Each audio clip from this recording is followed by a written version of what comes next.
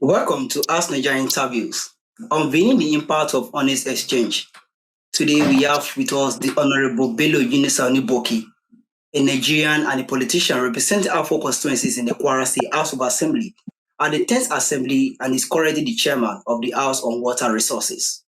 Honorable Bello Yinusa Oniboki is born in 1968 in Budo-Egba, Kwara State.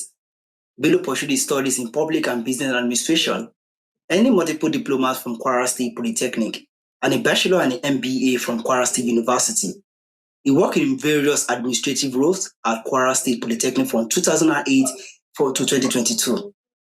Bello's political career includes serving as a councilor from 1991 to 1993 and also a board member of the Kwara State Agency for Mass Literacy from 2001 to 2002 and the participation in the Local Government Creation Committee in 2024.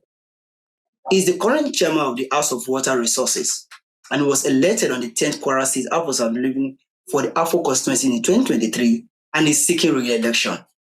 All right, sir. So, hello, welcome back to Ask Nigeria Live. Like I said, it's a pleasure to have you join us today. Good evening to you there. I rightly say, my name is Honorable Yinusa Bello Oniboki. Member representing Afon Constituency in the Kwara State House of Assembly, 10th Assembly.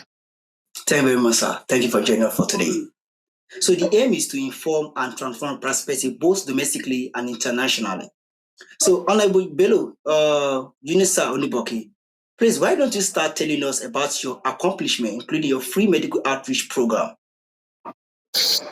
Thank you for having me this evening.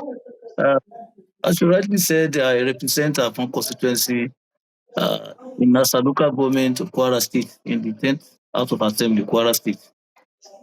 And the chairman, Water Resources, Minister of Water Resources at the Kwara State House of Assembly. Since I became the Honorable 2023, because I have prepared for the challenges, because I know the problem of my people. I happen to come from rural place where I live with them. I understand what they are lacking. So I quickly swim into actions immediately we were inaugurated as a member of the House of Assembly. To the achievement I achieved within that short period, I can say to the legislation, I've done my best. There is a bill I've sponsored. It's now getting to the second reading, prepare for the third reading. That is on water.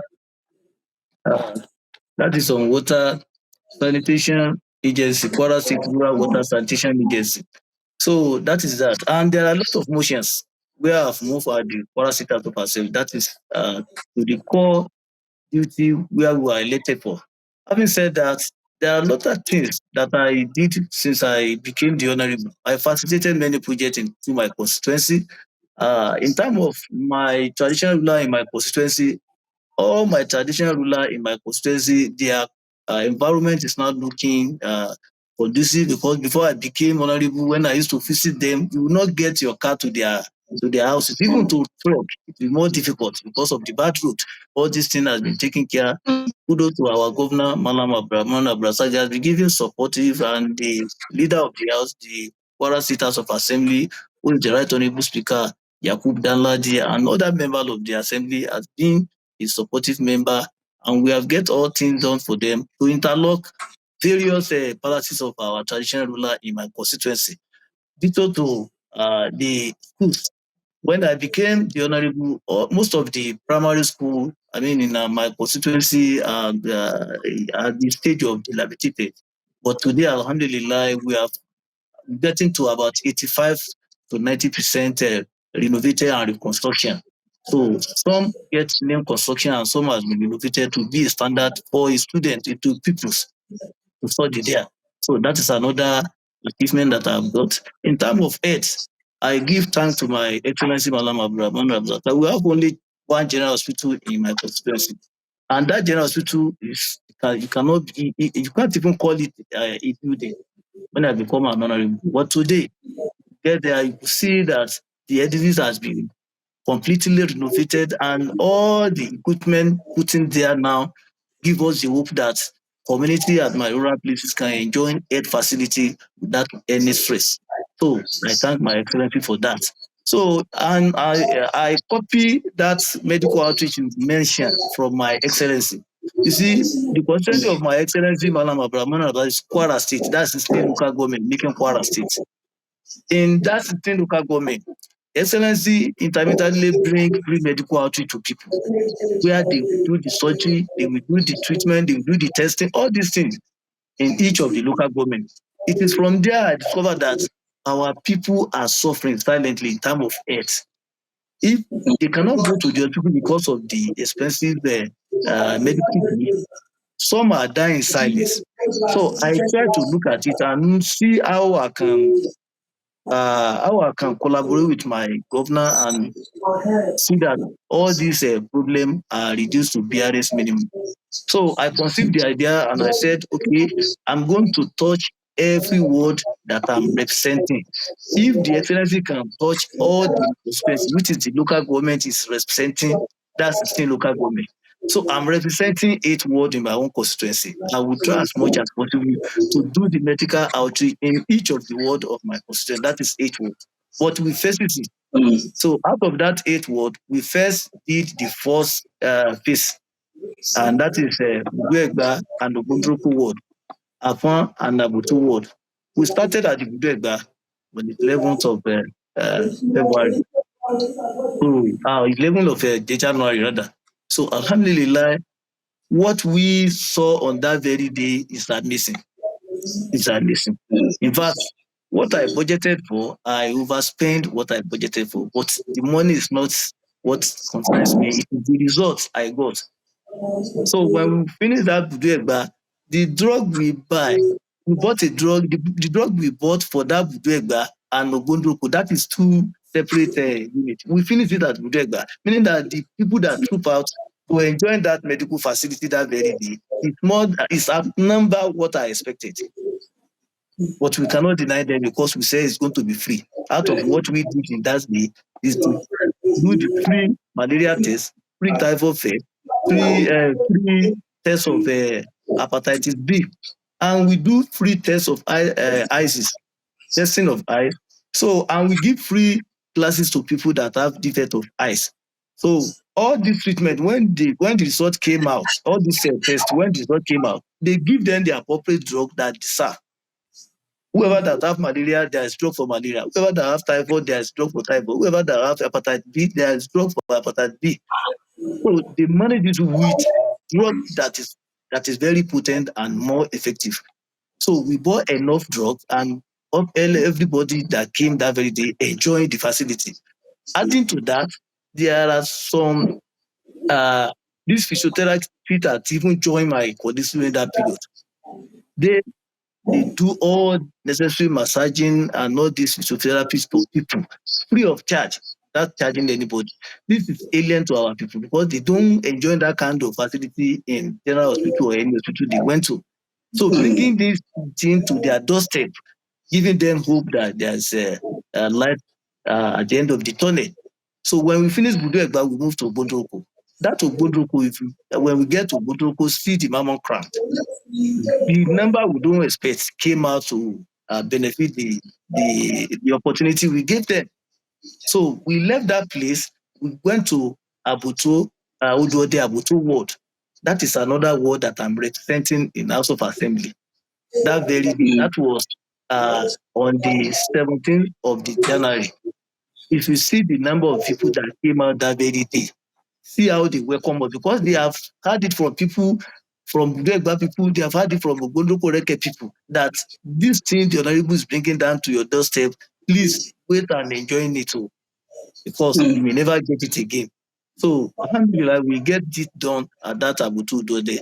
Then we round it up at Afon, where we do the rounding up of the first phase. At Afon too, you can see the Mama crowd and the enthusiasm people show, the prayers people offer to us that very day, even is beyond my imagination. What did I spend? I don't even count the money I spent again. It is what I enjoy from the people that I see happiness in my people. I see that they enjoy this facility, and I pray to return back because the second phase is coming, and that one will be after the Ramadan fasting. So I thank God for giving All that right. opportunity, and I thank my Excellency Madam Abdulrahman Abdulrasaq and leadership of House of Assembly. Thanks. Thank you very much, Honorable Bello Oniboki Oniboki. All right, thank you. As we move on, you are the current chairman of the House on Water Resources in Kwara State, which you have rightly Yes. said. And I'm sure Yes. your viewers would like an update on the State WASH report provided by UNICEF. It has been the Yes. hot topic of a debate international since the release in 2021. What do you want to say Yes. about it before we move on to the statistics? In a few minutes, sir. What do you want to say about this? Yeah. Thank you. Recently, there have been significant improvement in the following WASH-related services and outcome. From first, currently, access to water has increased tremendously across nook and cranny of the state, above the 74% in the year 2021. By this, more Kwara now have access to water through various dam expansion and rehabilitation consortium of solar power and motorized borehole across the state. Two, expansion and rehabilitation of various water treatment plant, water analysis, testing and treatment of contaminated borehole has been greatly improved, and potability of water supply provided for the citizens of the state also. And the third one is that the Federal Ministry of Water Resources recently declared Okeero open defecation free. That is a plot to Kwara State. They declare it is one Okay. local government in Kwara State. They declare that local government as open defecation free. It's a plus to Kwara, meaning that this implies that there is no any practice of open defecation in the entire Okeero local government of the state. Mm. So thereby reducing the number of the people practicing open defecation in the state. Also, three local governments of the state, namely Ilorin West, Ilorin South, and Ekiti local government, are about 70% open defecation free. Also, Kwara State has moved from the bottom to number 22 on the sanitation ladder. This indicates that the rate of the open defecation practices in the state has reduced tremendously. Uh, that is that. All That is right. what I Thank you can just very say on that. Yeah. All right. Okay. So, based on the statistics that we have here, it says according to the 2021 washroom survey, 74% of households in Kwara State had access to basic drinking water service, which equivalent to the national average of 67%, but higher than the North Central region, around average of 58%. And in addition, also 74% of the population in Kwara State have access to basic water supply service. Yet only 5% of the Kwara population have access to safely managed water. Still on this note of the statistic, we have 87 people living in Kwara State drinking water that is contaminated with E. coli from the source of the household level. So moving on to all this thing, moving forward to the March 2026, has there been any improvement with access to water with treatment? Yes, there is tremendous improvement to service. Uh, there's tremendous improvement into this, and the state government has been doing a lot to assist the people of the Kwara State, particularly in making sure that there is a potable water to the doorstep of every Kwarans. So the motorized borehole has been given to communities, primary school, to reduce the waterborne diseases in our area. So Mm. this, this thing has been the duty of the Kwara State, and particularly Ruwasa. Ruwasa is doing wonderfully well in this area. They have been constructing this modern PIP latrine to protect people from this open defecation that I've just said, and providing them with motorized borehole so that they will not be using any water they just see. They will be using a very uh, portable and water that can be reliable. So all these things putting together has reduced tremendously the rate at which people are being infected with waterborne diseases in Kwara State. So Okay. I don't know the area you want me to also go again, and if I will go Understood, further. understood. Yeah, Thank you very much. All right. yeah. Let's discuss the WASH sector advocacy briefing from April 2025. And it states in order to sustain in the modernization of our infrastructure, we will need to do the following. I want us to pay attention to this, sir. It said the Yeah. bridge of $47 million funding gap, which secure flexible, multi-layer commitment to sustain life-saving wash service for 2.5 million people. Lean lesson, lean season wash response need of $20 million US. In addition, also it said invest in local capacity and climate resilient wash infrastructure, which strengthen partners through targeted support for staffing, training and community engagement, and prioritizing the durable infrastructure. So if we fail to do so, are there stated consequences of what I just listed out? Yeah, uh, I think the state is collaborating with the federal government uh, to reduce the consequences of this, because we know our people, particularly in Kwara State, most of the people are from rural places, and they need all these facilities in order to live healthy. And the government of Malam Abraman Abrazak is doing great, particularly giving supportive to Rwasa to carry out their duty. And that is why I said the other time there is a bill that I brought to the floor of the House to give the opportunity to Rwasa to take advantage of these international donors so that they can assist us in many areas that we need the assistance. We know the state government cannot do it alone. With the assistance of federal government and not international donor, this thing can be achievable. So the consequence that you are asking for, we are trying to minimize, because we know that the stage we are now, we still need more improvement in terms of provision of potable water, uh, providing the needed VIP latrine and all the necessary facility that our people need in the rural area to move them away from this waterborne disease, and that we make Kwara a safe place to live. So that is what I can just say about the But the Kwara State government are not leaving any stone unturned with the water. And in the House of Assembly, we have been a collaborative institution to them. We have been doing whatever needs to be done to make sure that whatever brought to our floor, we are going to give it as a rated package so that our people can enjoy the facility. So that is that. All right, thank you very much, Honorable Yinusa Oniboki.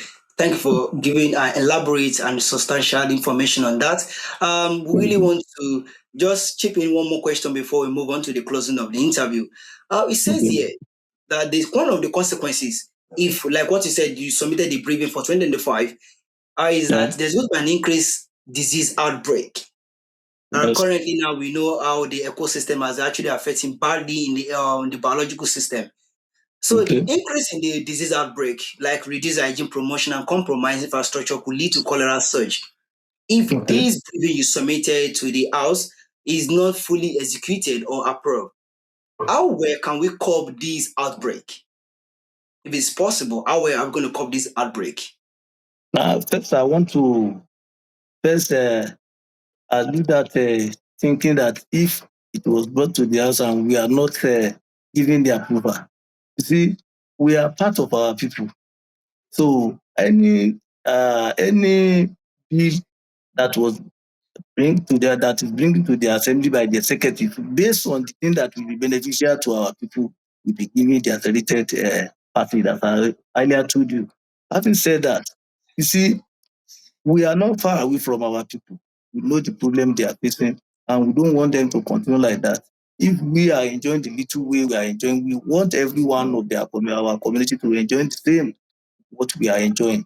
So it is through this we are strengthening the local partner by provide the targeted support for staffing, training, and community engagement to enhance capacity of local WASH officials.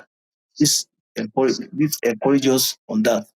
Uh, WASHCOM facility caretaker, local area maintain mechanic and mansion. Also community engagement of traditional ruler. We try to engage our community ruler, traditional ruler and other relevant stakeholder through advocacy and sensitization on wars related matter. This will be of a great significance in reducing all these problems. Because if you don't allow the community to be part of your policy, they won't accept it. So you must bring those traditional in so that they can explain to their subject what the government is bringing down. If at all you give the facility, if you don't educate them, the facility will not last long. So in that area, we are doing the government is doing its best. Another area we are trying to reduce the consequence that duration of infrastructure. If you provide that infrastructure for them, prioritizing provision of climate resilient walls facility that can withstand environmental challenges. I mean, whatever we give to our community, we make sure that it will withstand the environmental challenges of that area. So such facility will be include solar power, borehole, simple smart toilet, VIP toilet in public places, treatment plant and hygiene facility. All these are being provided for our people to mitigate the consequences that we are talking of.